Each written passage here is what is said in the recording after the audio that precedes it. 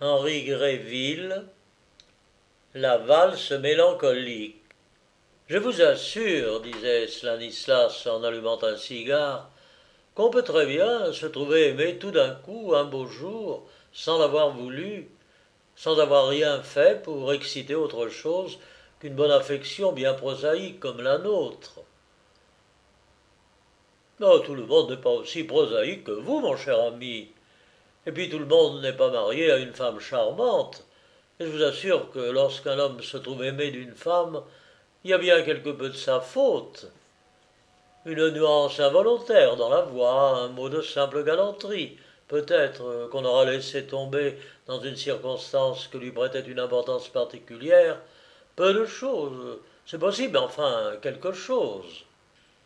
Si je ne craignais de vous sembler fat, reprit Stanislas, je conterai une petite histoire qui m'est arrivée personnellement et qui vient à l'appui de ma théorie. Mais dites toujours, dites, je vous ferai part ensuite de mon opinion sur votre compte. Stanislas sourit, s'installa commodément dans un fauteuil et commença son récit.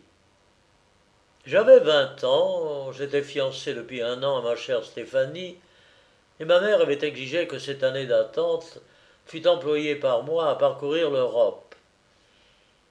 Peut-être se méfiait-elle de la solidité de mes affections, peut-être avait-elle voulu simplement se débarrasser des instances dont je l'accablais pour abréger mon attente. Le fait est qu'elle était restée impitoyable et qu'il m'avait fallu, bon gré mal gré, faire le tour de l'Europe. Cette année passa tant bien que mal et au commencement du 12e mois, j'étais à Vienne. Je ne savais décidément plus que faire pour tuer le temps pendant les 4 semaines qu'il me restait encore à dépenser, lorsque matin on m'annonça la visite du comte Max de Hilderstein, et mon cher cousin se précipita dans mes bras avec son impétuosité ordinaire. Bonjour, Stanislas, s'écria-t-il. Comment donc te trouves-tu ici? Oh, comme un homme qui a hâte d'en être parti, lui répondis-je. Et toi-même? Moi, je viens d'arriver à Vienne pour y passer 6 mois avec mon régiment. C'est un vilain métier que d'être en garnison lorsqu'on voudrait brûler le pavé des routes. Et d'où te vient cet amour effréné de locomotion? Lui demandai-je en riant, car d'ordinaire mon cher cousin n'aimait guère à se déranger. Il m'apprit alors, avec un déluge d'expressions passionnées, dont je vous fais grâce, qu'il était fiancé à Milina Selikovska. C'était la fille d'une cousine de sa mère. Je ne l'avais jamais vue, mais nos familles avaient toujours été dans de bonnes relations. Quand j'eus écouté le récit du bonheur et des amours de Max, il s'avisa de m'interroger à son tour, et en apprenant que je ne savais où perdre dans mon temps, il s'écria « Es-tu heureux, ce Stanislas, d'avoir du temps de trop, libre d'aller partout, excepté un seul endroit, et de leur plein ses poches, il se trouve malheureux. Et moi, condamné à parader au prater avec des poches vides. Dieu sait jusqu'à quel point il faut que je me trouve satisfait. Ah, Stanislas, une idée, mais puisque tu ne sais que faire, va voir ma promise de ma part, hein? Mais quelle folie, je ne la connais pas. Mais tu connais sa vieille tante qui t'adore et qui me rebat les oreilles de tes mérites. Ce n'est pas Stanislas qui aurait des duels, ce n'est pas Stanislas qui ferait des dettes. Est-ce que tu n'as pas de dettes, toi? Mais qu'est-ce que je te disais donc? Ah oui, allez, va les voir, dis à Mélina que je l'aime comme un fou, que le pavé de Vienne me brûle les pieds, mais que le colonel est inexorable. Je résistais quelque temps, mais Max est tenace quand il a une idée. C'est peut-être parce qu'il n'en a pas très souvent. Il fallut céder. Mon cousin se chargea de tout, me traça mon itinéraire, commanda les chevaux, fit appeler ma calèche et vint me voir partir. Quand je fus assis dans la voiture, il s'appuya près de la portière, et sa physionomie s'assombrit soudain. Stanislas, me dit-il très gravement, oh, je fais peut-être une imprudence, tu es plus jeune et plus aimable que moi, Oh, toi aussi plus d'esprit. Allez, c'est mon bonheur que je te confie, ne l'oublie pas. Sans attendre ma réponse, il m'embrassa et donna au cocher l'ordre de partir si vite que je n'eus pas le temps de prononcer un mot. Ces paroles me trottèrent quelque temps par la tête. Puis, le jour baissant, je m'endormis du plus doux sommeil. Je vous fais grâce du récit de mon voyage. Il vous suffira d'apprendre que dès le deuxième jour, j'arrivai à une grille qui fermait une avenue de chênes séculaires. Nous entrâmes dans cette allée, puis le postillon tourna brusquement, et je me trouvai devant le perron d'un vieux manoir en briques rouges, noirci par le temps. Ce château est assis sur l'extrême bord d'un rocher immense et surplombe une vallée de 300 pieds de profondeur. Les fenêtres donnent d'un côté sur la fraîche vallée, de l'autre sur un joli parterre plein de fleurs de toute espèce. Le parterre se relie à un parc magnifique où la main de l'homme n'a guère eu que des sentiers à tracer et des ponts à jeter pour en faire un des plus beaux lieux de plaisance du monde. J'avais envoyé un courrier pour annoncer mon arrivée. La vieille cousine de ma mère m'attendait dans la grande salle et me souhaita la bienvenue avec cette antique hospitalité et ces grandes manières qui se perdent tous les jours. Elle me guida ensuite vers un joli salon meublé dans le moderne où j'entrevis, aux dernières lueurs du couchant, un jeune visage encadré dans de grosses boucles de cheveux châtains. Et une voix musicale me souhaita doucement la bienvenue. On apporta bientôt des lumières et je vis Milina, bien différente de ce que j'avais imaginé. Je ne sais pas pourquoi, mais je me l'étais représentée grande, svelte et rêveuse, peut-être par contraste avec mon prosaïque cousin, mais je vis une toute jeune fille, 15 ans à peine, petite, potelée comme un enfant, mais mignonne et bien faite.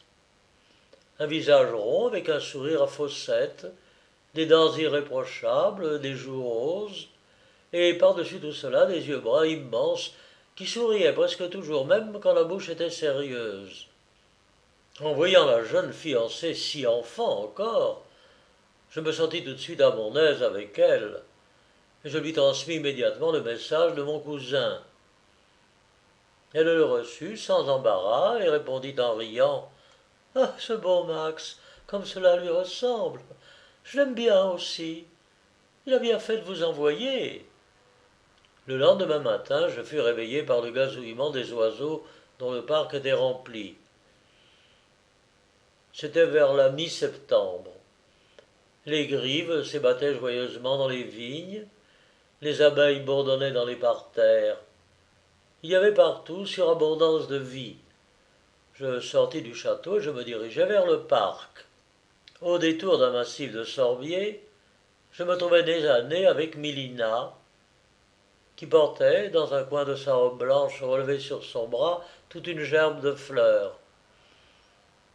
Elle en avait dans les mains encore une glacée, au travers de laquelle je voyais rire ses grands yeux bruns dans l'ombre projetée par son chapeau de paille. « Ah, c'est vous, cousin Stanislas. Vous venez à propos. Allez, prenez cela, dit-elle, en se débarrassant de son gros bouquet. Il y a là-bas des reines marguerites, il faut que j'en accueille aussi. » Elle me planta là, très sot de ma personne, avec sa gerbe de fleurs dans les mains. Je pris le parti de m'asseoir sur un banc et de l'attendre.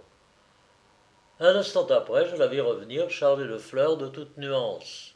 « Mais c'est du foie que vous avez coupé, cousine, lui dis-je très gravement, et nous allons le porter aux chevaux. »« Oh, cousin, fit-elle avec indignation, puis elle éclata de rire, rire argentin et frais qui me fit l'effet d'une délicieuse musique. Vous vous moquez de moi parce que j'aime tant les fleurs, que j'en veux voir des gerbes partout. Mais pour vous punir de votre moquerie, vous allez faire des bouquets avec moi jusqu'au déjeuner. » Elle entra dans un petit pavillon dont elle avait la clé. Elle prit des ciseaux, du fil et se mit à l'ouvrage. Ses petits doigts habiles entrelaçaient avec goût les fleurs, et je prenais plaisir à la voir agir. Quand le bouquet fut fini, elle le posa gravement devant moi et me dit « À votre tour, cousin, faites-en un pareil. » Au nombre de mes petits talents, je possède celui de disposer assez joliment les fleurs. Après quelques essais maladroits, faits à dessein pour amuser Milina, je lui présentai un tout petit bouquet, gros comme le poing, mais composé de fleurs choisies et tout à fait jolies. Elle le prit sans rien dire, le regarda, le sentit, et puis me dit très sérieusement « Cousin, vous vous êtes encore moqué de moi ?» Cette fois, je sollicitai sincèrement mon pardon, qu'elle ne tarda pas à m'accorder, en riant de la surprise qu'elle avait éprouvée. Après avoir encore une fois regardé mon bouquet, elle me dit subitement « Vous aimez la musique ?» Oui, répondis-je, beaucoup, pourquoi? Je ne sais pas, mais j'ai pensé que vous deviez l'aimer parce que vous aviez si bien arrangé ses fleurs. La réflexion était très naïvement exprimée, mais elle ne manquait pas de profondeur. Elle me plut, et lorsque la cloche nous appela autour de la table du déjeuner, dont Milina fit gracieusement les honneurs, nous étions très bons amis. Le soir venu, lorsqu'il fit trop sombre pour travailler près de la fenêtre, Milina alla s'asseoir au piano, qui était un magnifique instrument des rares. Elle joua quelques mélodies nationales avec beaucoup d'entrain et d'expression, suivant le genre de la musique, puis une valse de Chopin. En se levant, elle m'interpella. « Cousin, dit-elle, vous jouez-vous du piano ?»« Oui, répondis-je d'assez mauvaise grâce, peu disposé que j'étais à m'exécuter. Jouez-moi quelque chose. L'ordre était péremptoire. Elle avait joué la valse favorite de Stéphanie, j'en jouais une du même maître. Vous la connaissez sans doute, c'est cette petite valse en la mineur qui se joue lentement et qui exprime si bien la lassitude et les rébellions d'un cœur attristé. Quand j'eus fini, Milena me pria de recommencer. J'obéis. L'enfant resta silencieuse pendant quelques instants, puis elle me dit « Vous jouez bien, oh, beaucoup mieux que moi. Comme c'est beau, cette valse !» On apporta les lumières et Milina redevint gaie. Fidèle à ma promesse, je lui parlai souvent de son fiancé pendant les jours qui suivirent. Elle m'écoutait volontiers, sans embarras, mais comme sans empressement. Cependant, en me racontant un jour un trait de courage de Max, elle s'anima, et ses yeux brillèrent. Mais c'était la fierté légitime de la fiancée, non pas l'orgueilleuse tendresse de l'amante. Elle me parlait souvent aussi de Stéphanie, et sur ce point nos conversations étaient interminables. Elle brûlait d'envie de connaître ma promise, et nous faisions les plus doux plans pour nous rencontrer après nos 2 mariages. Le mariage était pour elle la vie active, le voyage loin des murs solitaires du vieux manoir, le regret aussi de quitter la tante Frédéric, qui nous écoutait en souriant et qui s'endormait parfois dans son grand fauteuil le soir. Nos voix baissaient alors insensiblement pour respecter le sommeil de notre bonne vieille tante, et peut-être la conversation devenait-elle d'un degré plus intime. Mais c'était une nuance à laquelle je n'ai songé que plus tard, et après réflexion. Le temps s'écoulait cependant. Il ne me restait plus qu'une semaine à passer au château. Milina et moi, nous avions parcouru à cheval tous les environs, car elle montait intrépidement, mais sans crânerie. Et Max, m'avait-elle dit, prisait particulièrement ce genre de talent. Un beau matin, nous revenions d'une des gorges les plus reculées de la montagne, et nos chevaux fatigués marchaient au pas, côte à côte. « Cousin, me dit Milina, toute pensive, comment avez-vous su que vous aimiez Stéphanie ?» La question était embarrassante. D'après la manière dont elle était posée, il était clair que Milina cherchait à s'expliquer ses impressions personnelles, bien plus qu'à approfondir les causes de ma tendresse pour ma fiancée.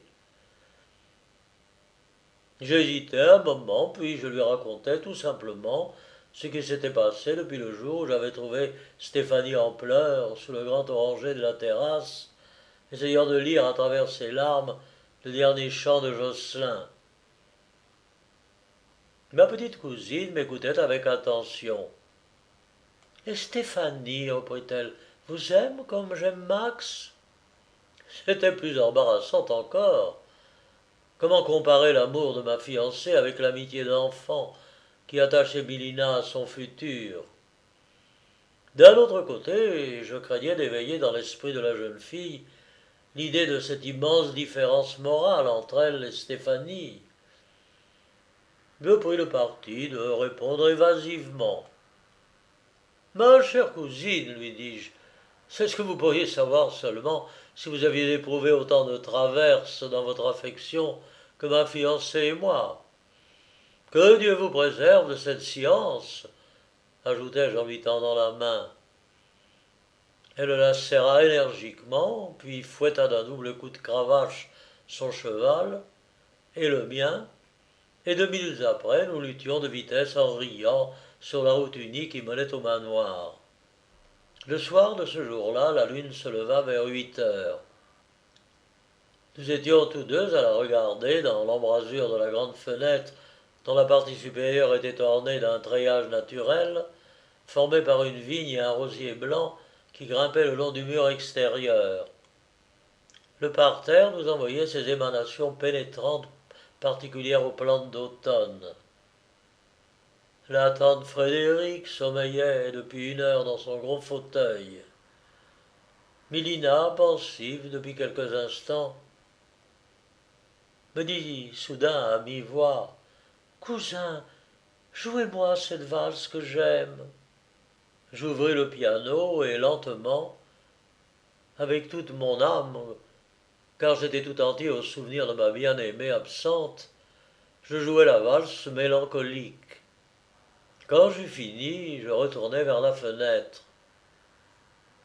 Mélina était debout, éclairée tout entière par les rayons de la lune.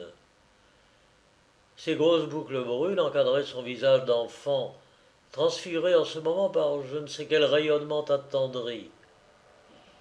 Elle était bien jolie ainsi, et je la regardais sans oser lui parler, car je sentais instinctivement quelque chose d'étrange se passer en elle. Et ce fut sa voix qui rompit le silence. Elle posa sa main sur mon bras, et doucement à mi-voix, cousin Stanislas, dit-elle, je vous aime. Elle le dit simplement, sans honte, comme un oiseau aurait chanté. C'était l'expression ingénue d'un sentiment naturel. Pourquoi l'eût-elle caché? Elle était trop naïve et trop pure pour en faire mystère ou même pour en rougir. Moi, je fus atterré. C'était si loin de m'attendre à cela. Et d'ailleurs, trouvez-moi une position plus stupide que celle d'un homme honnête qui reçoit un pareil aveu dans de semblables circonstances. Le premier mot qui vint à mes lèvres fut « Et Max ?» La pauvre enfant fut frappée au cœur par ce seul nom. J'avais été cruel sans m'en douter. Avec un peu de prudence, j'eusse pu opérer le même résultat et lui épargner un choc si rude. Mais que voulez-vous, j'avais 20 ans et bien peu d'expérience. Mélina retira sa main lentement. 2 grosses larmes roulèrent sur ses joues qui avaient pâli. Oh, elle était plus belle que jamais. Un instant, je me sentis faiblir. La pitié, l'affection véritable qu'elle m'avait inspirée m'émurent, et je fus sur le point de dire quelques sottises. Heureusement, les dernières paroles de Max me revinrent en mémoire, et mon moi honnête reprit le dessus.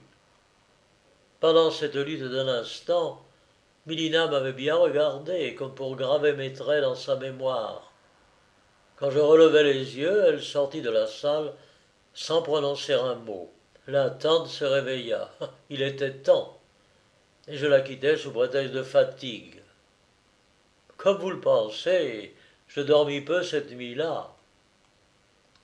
Je n'avais qu'une idée bien nette, celle qu'il fallait partir à tout prix, quoi qu'en pût penser la tante Frédéric, pour épargner à Mélina l'embarras de me revoir. Le jour vint sans que j'eusse trouvé moyen de sortir d'embarras. Enfin, très à propos, je me souvins que Stéphanie m'avait prié de lui rapporter de Vienne certains bijoux dont j'avais oublié de faire emplette. Le prétexte était à peu près plausible et je le saisis. Quand j'entrai dans la salle à manger, la tante Frédéric m'y attendait seule. Je n'en fus pas étonné et je lui expliquai bien vite la prétendue nécessité qui me forçait à abréger mon séjour au château. Comme Milena va être triste, dit la bonne vieille. Elle s'était si bien accoutumée à vous. Moi, mon cher enfant, je ne vous reverrai pas. Quand ma nièce sera mariée, je n'aurai plus rien à faire en ce monde. Que Dieu vous bénisse, vous et votre femme. Elle appela la jeune fille pour me dire adieu. Celle-ci ne tarda pas à venir. Toute rouge, les yeux baissés, elle me tendit sa petite main que je baisai fraternellement, et je partis bien vite car je me sentais très mal à mon aise. En tournant l'allée, je me penchai hors de la calèche pour regarder encore une fois le manoir, et je vis la jolie tête de Mélina à une fenêtre du premier étage. Le soleil dorait ses boucles que le vent du matin avait un peu dérangées. La tante Frédéric était auprès d'elle. Elles m'envoyèrent toutes deux un signe de la main pour dernier adieu, et les chaînes les cachèrent à mes yeux. 15 jours après, Stéphanie et moi, nous commencions cette longue lune de miel qui dure depuis 8 ans et qui n'est pas près de finir, je l'espère. Et vous n'avez jamais revu Mélina demandai-je avec intérêt. Stanislas sourit. Comme vous êtes curieuse, dit-il. Oui, je l'ai revue 3 ans après. Et voici comment. Ma femme et moi, nous étions à Bade un soir d'été, nous promenant dans les jardins, lorsqu'une voix bien connue m'interpella soudain. Je me retournai. C'était Max avec une très jolie femme à son bras. D'abord, je ne reconnus pas Mélina. Elle avait grandi, elle était plus élancée, enfin, c'était une femme, au lieu de l'enfant que j'avais quitté 3 ans auparavant. Elle me salua avec une légère teinte d'embarras qui passa bientôt. Pendant que nos deux jeunes femmes faisaient connaissance, Max m'avait pris par le bras. Imagine-toi, me dit-il, que tante Frédéric et ce diablotin de Mélina m'ont fait patienter 2 ans de trop. Comment de trop demandai-je assez étonné. Eh oui, il n'y a qu'1 an que nous sommes mariés. De retard en retard, Mélina finit par me faire avaler cette grosse pilule. Au fait, à présent, j'en suis plutôt content. Elle était bien jeune alors pour rester souvent seule, et mon service m'oblige fréquemment à la quitter. Et puis la tante Frédéric est morte il y a 18 mois, et j'étais bien aise de lui avoir laissé sa petite chérie jusqu'à son dernier moment. Et tu es heureux demandai-je. Autant qu'on peut l'être. Notre promenade nous avait amenés vers les dames qui causaient assises sur un banc. Un groupe de musiciens, dont un massif d'arbrisseaux nous dérobaient la vue, commença à jouer la valse mélancolique qu'on venait récemment d'arranger pour orchestre. Involontairement, je regardai Mélina. Nos yeux se rencontrèrent. Les siens étaient humides. Avec un sourire et une vive rougeur, elle prit le bras de son mari et nous continuâmes notre promenade. Le lendemain matin, en rentrant chez mon cousin, je trouvais madame de Hildерstein au piano. Elle jouait précisément la valse en question. En m'apercevant, elle se leva brusquement, rougit et resta immobile. J'étais passablement interdit, plus qu'elle, car une femme a toujours l'avantage sur nous en de semblables circonstances. Vous ne l'avez pas oublié, dis-je en m'approchant du piano et en feuilletant le cahier de musique. C'était une sottise, hélas, c'est les plus gauches. Je crois que ma cousine eut pitié de ma bêtise, car elle me dit en me tendant la main avec le plus charmant sourire. Non, cousin, j'ai toujours beaucoup aimé Chopin. Puis elle ajouta tranquillement en regardant ailleurs. Et les honnêtes gens aussi. Max entra et depuis il ne fut jamais question ni de la valse ni de mon séjour au château. Chaque fois que mon cousin en parlait, sa femme s'arrangeait de manière à détourner la conversation et elle y réussissait, car je n'ai jamais vu un homme plus ensorcelé que mon cher cousin. Hormis vous, dis-je en riant, car l'adoration de Stanislas pour sa femme était passée en proverbe parmi nous. Permettez, s'écria-t-il. J'aime Stéphanie et je la respecte, mais elle ne me mène pas. Max n'a plus de volonté et sa femme en fait tout ce qu'elle veut. En fait-elle quelque chose de laid ou de mauvais demandai-je. Non, certes, elle se comporte très bien avec son mari. Elle a même souvent empêché de faire des sottises. Eh bien, tout est pour le mieux dans le meilleur des mondes, dis-je en me levant. Mais cela ne prouve pas que vous n'ayez rien fait pour provoquer l'affection de Mélina. Je vous l'ai dit, mon ami, une nuance de la voix, une galanterie banale, pour vous, qui n'y changiez point, précieuse pour elle, un regard d'admiration qu'elle aura surpris au passage. C'était assez pour faire naître dans ce jeune cœur une tendresse que vous ne vouliez pas lui rendre. Stanislas allait répondre, la discussion n'était pas près de finir. Venez prendre le thé crièrent les enfants, en faisant irruption dans le salon.